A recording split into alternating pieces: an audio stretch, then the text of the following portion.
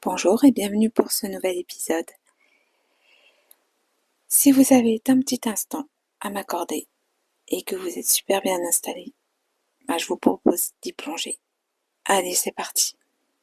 Aujourd'hui, je vais vous parler d'une petite anecdote qui m'est arrivée pas plus tard qu'hier et qui m'a donné envie de réfléchir avec vous à la nuance, à l'ouverture d'esprit et à notre façon de réagir quand quelqu'un pense différemment.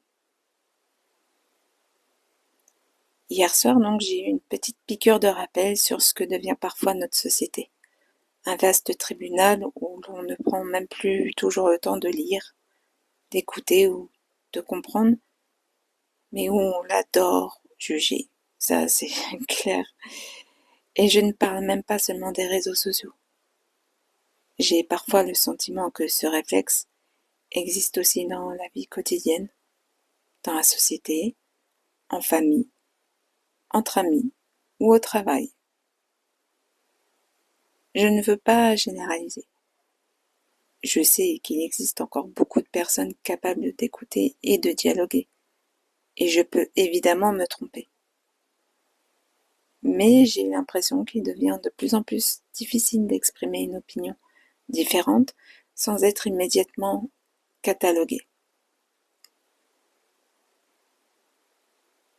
Hier soir, donc, j'ai simplement partagé une réflexion sur la puissance de la Terre et l'impuissance humaine. Et quelqu'un a lu quelques mots en diagonale avant de venir me faire la leçon et de me coller une étiquette. Alors je préfère être claire. Je ne suis pas climato-sceptique. Je reconnais le changement climatique et la responsabilité humaine. Nous avons consommé, produit et pollué massivement. Et nous avons notre part de responsabilité. Ça, c'est fait. C'est un fait et je ne nie pas. Mais quand je parle de la puissance de la Terre, je parle de phénomènes très concrets et pas d'une vision mystique ou perchée ou illuminée. Je parle des océans, de l'atmosphère, des courants, des volcans ou des cycles naturels. La Terre est un système complexe qui nous dépasse largement. Nous pouvons agir, limiter certains dégâts et modifier nos comportements. Mais nous ne contrôlons pas tout.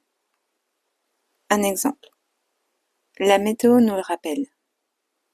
Malgré les satellites, les radars et les modèles scientifiques, il est parfois impossible